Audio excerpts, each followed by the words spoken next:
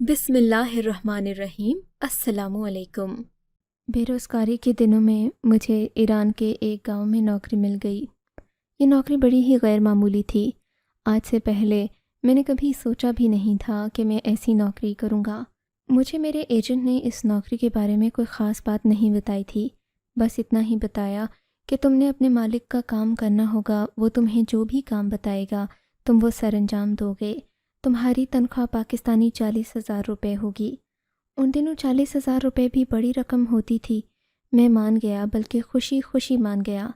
میں خود کو خوش قسمت سمجھ رہا تھا، کیونکہ ان دنوں پاکستان میں 5-10 ہزار کی نوکری کرنا بھی بڑی جان جوخم کا کام تھا۔ میرے لیے خوشی کی بات تھی، اماں بھی خوش تھیں، لیکن میں یہ نہیں جانتا تھا کہ میری یہ نوکری میرے لیے بہت ہی ہولناک اور خوفناک ثابت ہونے والی ہے۔ اس نوکری میں مجھے ایسے کام کرنا پڑیں گے جو میرے جذبہ ایمانی کو کمزور کر دیں گے، جو مجھے ایک چوہے کی طرح بزدل بنا دیں گے اور گنہگار بھی۔ میں نے اپنے دل میں بس یہی سوچا تھا کہ میں حلال روزی کمانے جا رہا ہوں، مگر وہاں جا کر مجھے کچھ سمجھ نہیں آ رہی تھی۔ پہلے دن مجھے میرے مالک کے گھر پہنچایا گیا۔ میرا مالک تقریباً 40 سے 50 سال کی عمر کا تھا۔ اس کے بال کالے تھے، داڑھی بھی کالی تھی۔ اس نے سر پر سیاہ عمامہ باندھ رکھا تھا۔ ایسا لگتا تھا جیسے یہ آدمی بہت نیک اور پرہیزگار ہے۔ اس کی داڑھی بھی کافی زیادہ تھی، یعنی یہ ایک بزرگ معلوم ہوتا تھا۔ اس کے انداز گفتگو میں شیرینی اور مٹھاس بھری ہوئی تھی۔ میں نے اسے دیکھا تو مجھے اس شخص سے ایک عجیب سی عقیدت محسوس ہوئی تھی۔ میں نے اس سے پوچھا کہ مجھے آپ کے ہاں کیا کام کرنا ہوگا۔ اس نے مسکرا کر مجھے دیکھا اور بولا، تم بتاؤ، تم کیسا کام کرنا پسند کرو گے؟ ایسا کام جس میں عیاشی اور مزہ بھی ہو، لذت بھی ہو، یا میں اس کی بات سمجھا نہیں تھا۔ جیسا آپ کام مجھے کہیں گے میں ویسا ہی کروں گا مالک۔ میں آپ کا تابع دار رہوں گا، کیونکہ میرے خاندان کو پیسوں کی بہت ضرورت ہے۔ میں ایک غریب گھر کا لڑکا ہوں۔ میری بات سن کر میرے مالک نے مجھے پریشان ہو کر دیکھا اور بولا، اس کا مطلب یہ کہ تم یہاں کے مقامی نہیں ہو، تم ایک غیر ملکی ہو اور یہاں پر صرف نوکری کرنے آئے ہو؟ جی ہاں، ایسا ہی ہے، میں آپ کی نوکری کرنے آیا ہوں، مگر یقین کیجئے آپ مجھے پہاڑ کاٹنے کا بھی بولیں گے تو میں کاٹوں گا۔ میں آپ کی ایسی خدمت کروں گا کہ آپ عمر بھر یاد رکھیں گے۔ میری بات سن کر وہ ہنس پڑا اور بولا کہ چلو ٹھیک ہے، میں تمہیں ایک ایسی ہی نوکری دوں گا کہ بس تمہیں وہ کام کر کے دکھانا ہے۔ کام اگرچہ مشکل ہے، کیونکہ یہاں جو لوگ رہتے ہیں وہ بہت ہی زیادہ تنگ نظر کے مالک ہیں۔ ان کے نزدیک ثواب اور گناہ ہی سب سے بڑی چیز ہے۔ یہ اپنے مذہب کے ساتھ جڑے ہوئے ہیں، جیسا کہ میں تھا۔ وہ خلا میں گھورتے ہوئے بولا تھا، اچھا آپ ہی بتائیے کہ مجھے کیا کام کرنا ہوگا؟ میری بات سن کر اس نے اپنے پاس بڑا کالے رنگ کا بکسا اٹھایا جس کے اوپر بھورے رنگ کا چمڑا تھا۔ اس نے جیسے ہی بکسے کو کھولا، اس میں سے کافی سارے نیلے اور ہرے رنگ کے نوٹ نکل آئے، جو شاید کرنسی کے نوٹ تھے اور ایرانی کرنسی تھی۔ یہ کیا ہے؟ میں نے حیرت سے آنکھیں پھاڑے پوچھا تو بولا، یہ سب میں تمہیں دوں گا، لیکن تمہیں اس کے بدلے میرا ایک کام کرنا ہوگا۔ اس آدمی کی آواز میں بڑی جان تھی اور پراسراریت الگ سی تھی۔ اچھا، آپ جو مجھے کہیں گے وہی کروں گا، لیکن اس بات کی یقین دہانی کر دیجئے کہ جو بھی کروں گا اس کے بعد میری ذمہ داری نہیں ہوگی۔ میرا مطلب میں محفوظ رہوں گا۔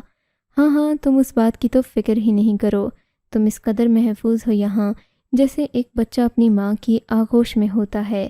بس جو تمہیں کرنا ہے وہ تم نے ٹھیک سے دیجئے۔ ٹھیک ہے، اتنی بھی کیا جلدی ہے؟ کل تم صبح آ جانا۔ میں صبح کے 10 بجے اٹھتا ہوں، تمہیں بھی جگا دوں گا۔ میں نے دل ہی دل میں سوچا کہ میں تو فجر کی نماز کے وقت ہی اٹھ جاتا ہوں۔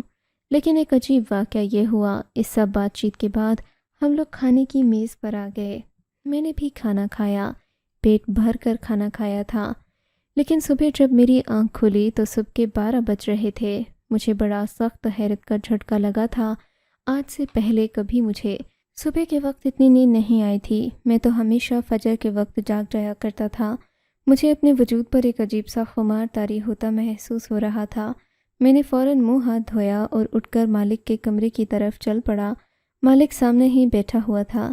اس کے وجود پر معمولی سا لباس تھا۔ مجھے دیکھ کر وہ خبیثانہ ہنسی ہنسا اور بولا، دیکھا آج تم بھی صبح کے 12 بجے اٹھے ہو، تم تو بڑے ہی مضبوط ایمان۔ خبیثانہ ہنسی ہنسا اور بولا، دیکھا آج تم بھی صبح کے 12 بجے اٹھے ہو، تم تو بڑے ہی مضبوط ایمان کے لگتے تھے۔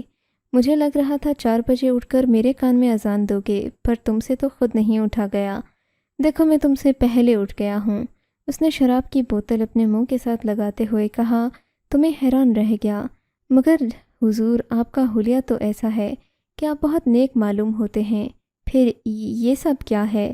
میں نے ڈرتے ہکلاتے اس سے پوچھا تو وہ اپنے ہاتھ پر ہاتھ مار کر تالی بجا کر بولا، تم بھی کیسی بچوں والی باتیں کرتے ہو؟ نیکی کا اور شراب کا کیا تعلق ہے؟ کیا شراب پینے والے سارے ہی گنہگار ہوتے ہیں؟ اس کی بات سن کر میں نے دل میں استغفار کیا اور اس کے سامنے ہی بیٹھ گیا۔ اگر مجبوری نہ ہوتی تو میں اس شرابی کی نوکری کبھی بھی نہیں کرتا۔ اس نے مجھے کالے رنگ کے چمڑے والا وہ بیگ پکڑایا اور بولا، جاؤ جا کر بازاروں میں گھومو پھرو، ان پیسوں خوبصورت اور حسین لگے اسے میرے سامنے پیش کرو، بلکہ یہ ایک برا خیال ہوگا۔ تم ایسا کرو، میرا کیمرہ لے جاؤ، کیمرے میں لڑکوں کی تصویریں کھینچ لینا، ان سے ان کا نمبر بھی معلوم کر لینا، ان سے یہی کہنا کہ تمہیں ایک سیٹ کی نوکری کے لیے مختلف لڑکے چاہیے۔ تم ان لڑکوں سے یہی کہہ دینا کہ ہم جلد ہی ان سے رابطہ کریں گے، ان کی تصویریں بنانا اور ہر طریقے سے بنانا، ان کی ہنستے مسکراتے چائے پیتے ہر طرح کی تصویر چاہیے مجھے۔ وہ آدمی اپنے اس کام کے بارے میں بہت مطمئن اور پرجوش لگ رہا تھا، جبکہ مجھے سمجھ نہیں آئی کہ خوبصورت لڑکوں کا نوکری سے کیا تعلق ہے۔ بہرحال میں اس میں سے کچھ پیسے لے کر باہر کی طرف نکل گیا۔ مجھے یہاں کی زبان بھی تھوڑی بہت آتی تھی، کیونکہ میں جب یہاں نوکری کے لیے آیا تھا اس سے پہلے مجھے جس ایجنٹ نے نوکری دلوائی تھی تھوڑی بہت فارسی بھی سکھا دی تھی۔ اب میں خود پر اعتماد محسوس کر رہا تھا، کیونکہ میری جیب میں پیسے تھے۔ میں نے باہر جا کر ہوٹل وغیرہ میں دیکھنا شروع کیا۔ شام کے وقت چائے پینے بہت سارے لڑکے گلی کوچوں میں آ کر بیٹھتے تھے۔ میں نے ان لڑکوں سے ملنا جلنا شروع کر دیا۔ وہ بھی مجھے خوب توجہ اس لیے دیتے تھے کیونکہ میں اپنی شکل سے ہی غیر ملکی لگتا تھا۔ ظاہر ہے ان کو جب پتہ چلتا کہ میں ایک آدمی کی تلاش میں ہوں جسے نوکری دینا چاہتا ہوں تو وہ ایک دوسرے کو بھی بتاتے اور کہتے کہ میرے پاس وہ انٹرویو کے لیے آ جائیں۔ میں اسی طرح ہفتہ سے 7 دن تک مختلف لڑکوں کی تصویریں بناتا رہا۔ میرے پاس تقریباً 60 سے زیادہ لڑکوں کی تصویریں بھی آ چکی تھیں۔ یہ لڑکے انتہا کے حسین تھے۔ میں نے تو ایسا حسن آج تک اپنے ملک میں نہیں دیکھا، یا شاید اس لیے کہ وہ ایک خوشحال شہر تھا۔ خیر میں نے ان لڑکوں کی تصویریں آ کر اپنے باس کو دکھائیں۔ اس نے اس میں سے 2-3 لڑکوں کو پسند کیا اور کہا کہ انہیں میرے پاس انٹرویو کے لیے لے کر آؤ، میں ان کا انٹرویو کروں گا۔ میں چھوٹے چھوٹے کاموں میں نہیں پڑتا، اور ہاں اب تم اسلحہ چلانا بھی سیکھ لو۔ تمہاری نوکری کی ضرورت یہی ہے کہ جہاں بھی تم جاؤ تمہارا رعب اور دبدبا ہو، ایسا نہ ہو کہ کوئی بھی تمہیں کچل کر چلا جائے اور تم اس کا منہ دیکھتے رہ جاؤ۔ لوگوں کو یہ پتہ چلنا چاہیے کہ تم سینا کے ملازم ہو۔ سینا کوئی عام آدمی نہیں ہے۔ شاید تمہیں یہ لگ رہا ہوگا کہ میں تمہارے ساتھ ہنستا ہوں تو میں کوئی بڑا آدمی نہیں ہوں، لیکن میری طاقت کا اندازہ تم میرے پیسے اور میرے اسلحے سے لگا سکتے ہو۔ سینا نامی اس شخص کی یہ باتیں سن کر میں بہت زیادہ حیران بھی تھا، لیکن مجھے اس کی نوکری کرتے ہوئے اب اچھا محسوس ہو رہا تھا۔ بہرحال ان لڑکوں کا انٹرویو کرنے کے بعد 2 لڑکوں کا اس نے انتخاب کر لیا تھا۔ اس کے بعد کہنے لگا کہ تم آ کر مجھ سے ساری ٹریننگ پہلے خود لے لو، اس کے بعد ان لڑکوں کو بھی بتا دینا۔ مگر جب سینا نے مجھے باقی حقیقت بتائی تو میرے تو پاؤں تلے سے زمین نکل گئی، میرے سر پر جیسے آسمان آ گرا تھا۔ سینا نے جو بات مجھے کہی تھی وہ بہت ہی نازیبا اور عجیب تھی۔ میں تو اسے سوچ کر ہی گھن کھا رہا تھا۔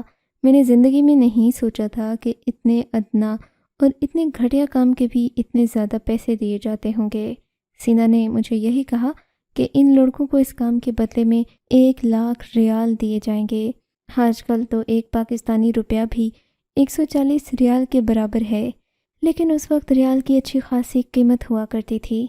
یہ سب سن کر میرے تو ہوش ہی اڑ گئے تھے کہ مالک مجھے تو بہت کم پیسے دے رہا تھا، جبکہ ان لڑکوں کو اتنے سے کام کے اور اس قدر گھٹیا کام کے 1 لاکھ ریال دے رہا تھا۔ میں نے صبر کیا کیونکہ میں یہ کام کر بھی نہیں سکتا تھا۔ اب میرے مالک نے میری یہ ڈیوٹی لگا دی تھی کہ میں ان لڑکوں سے باقاعدہ بات چیت کیا کروں اور پوچھوں کہ ان کا کام کہاں تک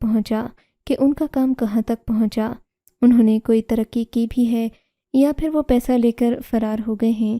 ظاہر ہے اتنا بڑی رقم لے کر وہ فرار تو نہیں ہو سکتے تھے، کیونکہ میرا مالک ایک اچھا خاصا طاقتور اور اثر رسوخ والا آدمی تھا۔ اس کے پاس ہر طرح کے سپاہی اور ہر طرح کا اسلحہ بھی تھا۔ میں تو اس کا ایک ملازم تھا، میرے علاوہ بھی اس کے 30-40 ملازم تھے جو کہ ہر وقت اس کے حکم کے منتظر رہتے تھے۔ ان لڑکوں کو پیسے دیے ہوئے 1 ہفتہ گزر چکا تھا۔ 1 ہفتے کے بعد ایک لڑکا جس کا نام سنوان تھا، وہ میرے پاس آیا۔ اس نے اپنا منہ لٹکا رکھا تھا، چہرے پر پریشانی اور اداسی تھی۔ کہنے لگا، مجھے معاف کر دو، تم نے جو کام مجھے دیا تھا وہ مجھ سے نہیں ہو سکا۔ میں حیران ہونے لگا کہ یہ بھی کوئی مشکل کام ہے بھلا؟ اتنا آسان کام تو تھا جسے کرنے کے لیے کسی قسم کی غیرت، عزت، محنت کی ضرورت نہیں پڑتی، لیکن یہ کام بھی اس سے نہیں ہوا۔ تو پھر تم پریشان کیوں ہو؟ میں نے اس سے اگلا سوال کیا تو اس نے جو بات مجھے بتائی وہ واقعی میں پریشان کن تھی۔ دیکھو، جس کام کے لیے تمہارے مالک نے مجھے بھیجا تھا اس میں خرچہ بھی تو آتا ہی ہے۔ بھلے وہ لڑکی جس کی تصویر تمہارے مالک نے مجھے دکھائی تھی وہ میرے ہاتھ نہیں آئی، لیکن پھر بھی اس 1 ہفتے میں جتنا پیٹرول میں نے خرچ کیا ہے، کھانا پینا، ادھر ادھر آنا جانا، اس سب میں میرا پیسہ ضرور لگا ہے۔ یہ بات میں تمہیں جھوٹ سے نہیں بلکہ ایمانداری سے بتا رہا ہوں، مجھے کوئی لالچ نہیں ہے۔ تم اپنے مالک سے کہو کہ مجھے 10,000 ریال معاف کر دے، کیونکہ میں نے جو پیسہ خرچ کیا ہے وہ میں واپس نہیں کر سکتا۔ میں بس خوبصورت ہی ہوں، میرے پاس اور کوئی دولت نہیں ہے۔ اگر چاہو تو مجھے کوئی اور ہدف دے دو جسے میں پورا کر سکتا ہوں۔ اس لڑکے نے اپنا سر جھکا لیا۔ ظاہر ہے وہ زنا کرنے کے پیسے وصول کرنا چاہتا تھا، اور اس کام میں آپ اللہ کی برکت بھی نہیں مانگ سکتے۔ ظاہر ہے گناہ گار میری مدد کرے گا۔ وہ جو کام کر رہا تھا وہ نہایت ہی گھٹیا تھا۔ ایک جنرل کی بیٹی کے ساتھ تعلقات بنانا کوئی آسان کام ویسے تھا بھی نہیں، مگر میں اس بات سے بے خبر تھا کہ مالک نے جس لڑکی کے ساتھ اسے گناہ کرنے کا بولا ہے وہ کوئی عام لڑکی نہیں بلکہ ایک جنرل کی بیٹی تھی۔ اب مجھے اپنے مالک کی بات سمجھ آ رہی تھی کہ شاید وہ کسی بڑے آدمی کو پھانسنا چاہتا تھا، مگر جو اس کے بعد ہوا اس نے تو میرے رونگٹے کھڑے کر دیے تھے۔ مالک کے بارے میں میرے سارے شک و شبہات غلط ثابت ہوئے تھے۔ پہلے تو میں یہ سمجھتا تھا کہ شاید مالک اپنے کسی حریف کو پھانسنے کے چکر میں ہے، اسی لیے اس کی بیٹی کے ساتھ تعلقات بنانے کی اس نے قیمت رکھی ہے تاکہ اسے بدنام کر سکے۔ لیکن آج جب کہ میں بھی کمرے میں موجود تھا، مالک نے اپنے سامنے بیٹھے لڑکے سے جو بات کی تھی وہ بڑی ہی مختلف تھی۔ دیکھو لڑکے، تم ایک کام کے آدمی لگتے ہو، تمہاری شکل خوبصورت ہے، کا انداز بھی بہت اچھا ہے۔ کوئی بھی لڑکی ایسی باتیں سن کر اپنے ہوش و حواس میں نہیں رہ سکتی۔ تم جو بھی لڑکی اپنے سامنے دیکھو تم اسی کے ساتھ اپنا تعلق بنانے کی کوشش کرو۔ بس یہ یاد رکھنا کہ اگر تم عام لڑکیوں کے ساتھ تعلقات بنا رہے ہو تو زیادہ سے زیادہ لڑکیوں کے ساتھ ایسے تعلق رکھو کہ وہ جب بھی تم سے ملیں تو محبت سے ملیں، اور باقی کی باتیں تو تم سمجھ ہی گئے ہوگے۔ میں نے تمہیں 10,000 ہی نہیں 1,00,000 ریال معاف کر دیے ہیں۔ اب یہ تو تم پر ہے کہ تم اس بارے میں کتنی سنجیدگی سے کام کرتے ہو۔ دیکھو کام مشکل نہیں ہے، بڑا ہی دلچسپ اور مزیدار کام ہے۔ اگر تم ایک بار اس کام میں پڑ گئے تو تم بنا تنخواہ کے بھی کرنے لگو گے، بلکہ تم کہو گے کہ مجھے کوئی پیسے لے کر یہ سب کرنے دے دے۔ مالک کی بات سن کر اس لڑکے نے سر جھکا لیا۔ وہ بھی میری طرح ایک غریب گھر سے تعلق رکھنے والا تھا۔ اس کے چہرے پر معصومیت تھی، ہاں مگر وہ خوبصورت بلا کا تھا۔ اسے دیکھ کر کوئی بھی لڑکی اپنا دل ہار سکتی تھی۔ وہ مجھ سے کہنے لگا کہ میں 2-3 دن کے بعد آؤں گا اور تمہیں ساری رپورٹ دے دوں گا۔ وہ سر جھکا کر وہاں سے چلا گیا۔ اس کے جانے کے بعد میں نے مالک سے پوچھا، مالک آپ یہ کام اسے کرنے کے لیے دیتے ہیں، ساتھ میں 1,00,000 ریال بھی دیتے ہیں۔ اگر آپ کہیں تو میں اپنے ملک سے کسی آدمی کا بندوبست کروں، کسی غریب کا بھلا ہو جائے گا۔ یہ کام تو کوئی بھی کر سکتا ہے۔ میری بات سن کر وہ غصے سے اٹھ کھڑا ہوا اور بولا، تمہاری اتنی اوقات کہ تم یہ بات کرو، مجھے صرف یہاں کے مقامی لوگوں سے ہی یہ بات کرنی ہے، صرف انہی کے ذریعے یہ کام کروانا ہے۔ اگر کوئی اور یہ کام کرے گا تو میں پھنس جاؤں گا اور تم بھی پھنس سکتے ہو۔ یاد رکھو کہ اگر تم نے یہ سب کچھ کرنے کی کوشش کی تو تم پر کڑے سخت دن آ جائیں گے، پھر میں بھی تمہیں بچا نہیں سکوں گا۔ اس لیے تمہیں جتنا کہا ہے تم اتنا ہی کیا کرو، اور ہاں اگر تمہیں زیادہ ہی پیسہ کمانے کا شوق ہے تو ایسے لڑکے ڈھونڈو جو اپنے کام میں ماہر ہوں، تیز تراز ہوں، اور جتنا کام انہیں دیا جائے اتنا کرنے کی اہلیت رکھتے ہوں۔ میں مالک کی بات سمجھ تو گیا تھا، لیکن ایسے لڑکے لانا میرے بس کی بات نہیں تھی۔ میں اگر چاہتا بھی تو ایسے لڑکے ڈھونڈ نہیں سکتا تھا۔ میری عمر خود بہت کم تھی اور میں کوارا بھی تھا۔ آج تک میں نے کسی لڑکی سے ایسی بات نہیں کی تھی جس سے مجھے لڑکیوں کے ساتھ تعلقات بنانے کا اندازہ ہوتا۔ میں چپ کر گیا تھا۔ ہفتے کے بعد وہ لڑکا دوبارہ آیا تو اس کے چہرے پر خوشی بھی تھی۔ اس کی چال ڈھال ہی مختلف لگ رہی تھی۔ اس کے چہرے پر ایک فاتحانہ لہر تھی جسے میں محسوس کر چکا تھا۔ بلاؤ اپنے مالک کو، میں ایسا کام کر کے آیا ہوں کہ وہ بھی حیران رہ جائے گا۔ وہ لڑکا اپنی چال میں بہت مست لگ رہا تھا اور خوش بھی تھا۔ میں نے مالک کو بلایا تو اس نے مالک کے سامنے اعتراف کیا کہ اس نے 3 لڑکیوں کو اپنے چنگل میں پھنسا لیا ہے۔ ان کے ساتھ وہ تعلق بنانے میں بھی کامیاب ہو گیا ہے اور اب وہ اس سب میں مزید مہارت اختیار کر چکا ہے۔ میں نے تو سوچا تھا کہ میرا مالک اس سے اس سارے کام کے ثبوت مانگے گا، یہی کہے گا کہ تم جس لڑکی سے ملے ہو اس کا پتہ بتاؤ، لیکن اس نے ایسا کچھ بھی نہیں کیا۔ دیکھو لڑکے، میں نے تمہیں یہ بھی کہا تھا کہ تم جن لڑکیوں سے تعلق بناتے ہو، اس بات کا بھی دھیان رکھنا کہ اس سب میں تمہیں کوئی احتیاط کرنے کی ضرورت نہیں ہے اور نہ ہی تمہیں انہیں کسی مصیبت سے بچانے کی ضرورت ہے۔ میرا مطلب ہے جو ہوتا ہے ہونے دو۔ اگر آبادی میں کوئی اضافہ بھی ہوتا ہے تو ہمیں منظور ہے، اس سب سے ہمیں کیا مطلب؟ اور ہاں، اگر تمہیں ایک لڑکی کے امید سے ہونے کی خبر مل جائے تو دوبارہ اس کے پاس بھٹکنا بھی نہیں۔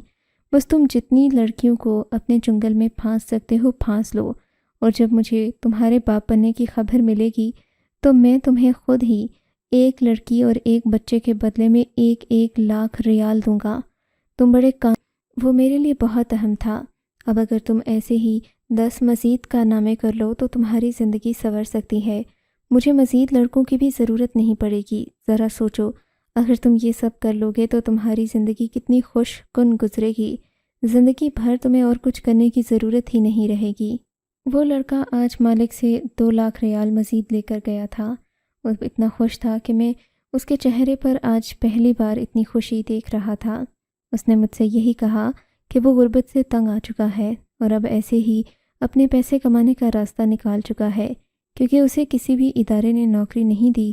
اب اس کا حق بنتا ہے کہ وہ اپنے پیسے کمانے کی خاطر کسی کا بھی استعمال کر سکتا ہے۔ اس نے یہ بھی کہا کہ وہ کسی لڑکی کے ساتھ زبردستی تو نہیں کرتا، ہاں لیکن انہیں اپنی باتوں میں ضرور پھانستا ہے۔ اب وہ لڑکیوں کی بے وقوفی ہے کہ وہ اس جنگل میں پھنس جاتی ہیں۔ یہ ان کے اپنے کردار کا ڈھیلا پن اور اپنی ہوس ہے جو انہیں اس دار و پاک لڑکی ہو تو وہ کیوں اس جنگل میں آئے گی۔ اس کے جانے کے بعد مالک نے مجھے اپنے پاس بلایا اور کہنے لگا، آج میں تمہیں بہت خاص کام سونپنے جا رہا ہوں۔ اگر تم نے یہ کام کر لیا تو تمہیں بھی 1 لاکھ ریال دوں گا اور تم بھی زندگی بھر ان پیسوں سے عیاشی کر سکتے ہو۔ ان دنوں ریال کی قیمت اچھی ہوتی تھی۔ میں نے مالک سے پوچھا کہ ایسا کیا کام ہے تو اس نے مجھے جو بات بتائی وہ بڑی حیران کن تھی، لیکن میں سمجھ چکا تھا کہ ایسا کرنا مشکل بھی ہے۔ اس نے مجھ سے کہا کہ میں ایسا لڑکا ڈھونڈوں جس کے بارے میں مجھے یقین ہو کہ وہ اس ریٹائرڈ جنرل کی بیٹی کے ساتھ تعلقات قائم کرنے میں کامیاب ہو جائے گا۔ اگرچہ وہ ریٹائرڈ ہو چکا تھا لیکن ابھی بھی اس کا اثر رسوخ علاقے میں کافی زیادہ تھا جسے وہ ختم کرنا چاہتا ہوگا۔ چلو یہ بات تو میری سمجھ میں آتی تھی، لیکن باقی باتیں میری سمجھ سے باہر تھیں۔ خیر، میں نے اپنے مالک سے وعدہ کر لیا کہ میں جلد ہی کسی ایسے لڑکے کا بھی بندوبست کروں گا جو اس ناقابل تسخیر قلعے کو بھی فتح کر لے۔ ساتھ ہی مجھے مالک نے یہ بھی کہا کہ اس لڑکی تک پہنچنے کے لیے وہ پہلے بھی بہت سارے لڑکوں کا استعمال کر چکا ہے، مگر آج تک کوئی اس قابل نہیں ہو سکا کہ وہ اس عورت تک پہنچ سکے۔ وہ شاید خدا کے بہت قریب ہے، سختی پر مذہبی اصولوں پر عمل پیرا ہے۔ اسے بہت سارے پیسوں، ہیرے جواہرات کے بدلے تعلق بنانے کی پیشکش کی گئی، مگر اس نے کبھی بھی اس کام کی حامی نہیں بھری۔ حالانکہ جنرل اپنی طبیعت کا بہت سخت ہے، وہ اپنی بیٹیوں کو نہ ہی اچھے کپڑے پہننے دیتا ہے، خوشبو تک لگانے نہیں دیتا، مگر پھر بھی نہ جانے کیا بات ہے کہ اس کی بیٹیاں پختہ کردار کی مالک ہیں، کبھی بھی وہ اپنے باپ کے خلاف یا اپنے مذہب کے خلاف نہیں جاتیں، وہ تو ہلکی سی لغزش پر بھی تیار نہیں ہیں، اس لیے تم کوئی پکا بندوبست کرو۔ یہ سن کر مجھے سخت غیرت محسوس ہوئی۔ میں یہ سوچ ایک عورت اپنے سخت حالات کے باوجود بھی اپنے اصولوں پر قائم ہے تو میں اس قدر بے غیرت کیوں ہو گیا ہوں؟ میں نے خدا سے قسم کھا لی کہ میں اس نوکری کو چھوڑ کر چلا جاؤں گا۔ چنانچہ میں نے اپنے سیٹ سے کہہ دیا کہ میں اب مزید یہ نوکری نہیں کرنا چاہتا، میں گناہ کے پیسے نہیں کھاؤں گا، چاہے کچھ بھی ہو جائے، چاہے میں بھوکا مر جاؤں، مگر اب یہ کام مزید نہیں کروں گا۔ جب یہ بات میں نے اپنے مالک کو بتائی، مجھے تو لگا تھا کہ یہ بہت زیادہ پریشانی کی بات ہوگی، وہ یہ بات سن کر غصہ کرے گا، مگر وہ ہنس پڑا میری بات پر، کہنے لگا ٹھیک ہے، تم اگر چاہو تو جا سکتے ہو، مجھے کوئی اعتراض نہیں ہے، ویسے بھی مجھے اب یہ کام خود بھی آسان لگتا ہے، میں سوچ رہا ہوں کہ لڑکوں کو پیسے دینے کی بجائے میں خود ہی یہ کام کرنا شروع کر دوں، اس میں تو کوئی محنت بھی نہیں ہے۔ میں جاتے جاتے آپ سے ایک سوال کرنا چاہتا ہوں، میں نے اس سے پوچھا تو وہ کھلے دل کے ساتھ مجھے ہر سوال کا جواب دینے کو تیار تھا۔ میں آپ سے پوچھنا چاہتا ہوں کہ آپ نے یہ سب کچھ کیوں کیا ہے؟ کیا آپ کو اس سب کے لیے کوئی پیسے دیے جاتے ہیں یا آپ کوئی سازش رچا رہے ہیں؟ سازش کرنے کی ضرورت نہیں ہے ہمیں، ہم لوگ جہاں بھی جاتے ہیں اپنی حکمت عملی کے تحت کام کرتے ہیں۔ اس آدمی نے اپنا ماما اتارا تو مجھے یقین ہو گیا کہ وہ ایک غیر ملکی تھا۔ اگر تم ساری حقیقت جاننا چاہتے ہو تو میرے ساتھ جرگے میں چلو جو کہ مہینے کی آخری تاریخ کو ہے، پھر تمہیں اصل میں کھیل سمجھ آئے گا کہ میں کس کھیل کے واسطے یہاں آیا تھا۔ میں نے دیکھا تو وہ جرگے کے لیے خود بھی تیار ہو رہا تھا۔ میرے دل میں اب تجسس بڑھ چکا تھا، میں بھی وہ جرگہ دیکھنا چاہتا تھا۔ آخر ایسی کیا وجہ تھی جس کی وجہ سے اس آدمی کو اتنے گھنونے کام کرنا پڑے کہ وہ اس کام پر اپنے پیسے ضائع کرنے لگا۔ بالآخر جرگے کا دن آ گیا تھا، میں بھی وہاں بیٹھا ہو چکا تھا، اور جس کی بیٹی کو اپنے تعلقات کے جال میں پھانسنے کے لیے یہ آدمی لاکھوں ریال بہانے کو تیار تھا۔ جنرل اس جرگے کا سردار تھا، کیونکہ اس گاؤں میں قانون سے زیادہ ریٹائرڈ جنرل کی چلتی تھی۔ وہ خود ایک اثر رسوخ والا آدمی تھا جس کے چہرے پر سنت رسول سجی ہوئی تھی۔ یہ آدمی گاؤں میں انصاف قائم کرنے کے لیے مقرر کیا گیا تھا۔ اسے یہاں کے سبھی لوگ پسند کرتے تھے اور مقامی لوگوں کے انتخاب سے ہی اسے یہ عہدہ ملا تھا۔ جب اس نے بات کرنا شروع کی تو میں سمجھ گیا کہ یہ سب کچھ سوچی سمجھی سازش کے تحت کیوں کیا گیا۔ سارے مہینے کے جرائم کے بارے میں بات کرنے کے بعد جنرل نے جب ایسے لوگوں کا پوچھا جو غلط تعلقات اور عشق معشوقی کے چکر میں پڑتے ہیں تو کافی لوگ خاموش ہو گئے۔ کچھ تو یہ کہنے لگے کہ یہ لوگوں کا ذاتی معاملہ ہے، اس میں نہیں بولنا چاہیے۔ جو معاملات خدا اور بندے کے درمیان ہوں اور ایسا گناہ ہو جسے دوسرے کو نقصان نہ پہنچے، اس کے بارے میں بات کرنا بے معنی ہے۔ یہ اللہ اور بندے کا معاملہ ہے۔ بیچارہ بوڑھا یہ سن کر پریشان ہو گیا کہ آج سب کی زبان کیسے بدل گئی، یہ سب لوگ کیسی باتیں کر رہے ہیں۔ آج سے پہلے تو صرف جرم کی ہی نہیں، گناہ کی بھی سزا دی جاتی تھی اس جرگے میں، لیکن آج چونکہ اس جرگے کے اندر ایسی بیٹیوں کے باپ بیٹھے تھے جو خود گناہ کی دلدل میں پھنس چکی تھیں، تو انہوں نے سزا اور جزا کے ترازو کو بدل کر رکھ دیا تھا۔ بھورے بالوں والا میرا مالک جرگے میں بیٹھا مسکرا رہا تھا، کیونکہ وہ اپنی چال میں کامیاب ہو چکا تھا، اور وہ خوش کیوں نہ ہوتا۔ اس نے یہاں کے لوگوں کے پہاڑ اور چٹانوں جیسے ایمان کو کمزور بنانے میں اپنی کامیابی حاصل کر لی تھی، اور میں اپنے آپ پر افسوس کر رہا تھا کہ محض روزی روٹی کمانے کی خاطر میں اس سب کے اندر ملوث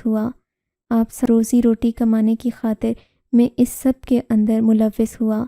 آپ سب مجھے بتائیں، یہ نوکری چھوڑنے کے بعد کیا اللہ مجھے میرے گناہوں سے معاف کر دے گا، یا اگر کوئی اس کا کفارہ ہے تو وہ بھی بتا دیجئے، میں کفارہ ادا کر کے اس گناہ۔ آپ کو اگر یہ کہانی اچھی لگی ہے تو اس ویڈیو کو لائک کیجئے، اور اس طرح کی مزید کہانیاں سننے کے لیے ہمارے چینل کو ضرور سبسکرائب کیجئے۔ کہانی سننے کا شکریہ۔ آپ سے ملاقات ہوگی اگلی ویڈیو میں، تب تک کے لیے اللہ حافظ۔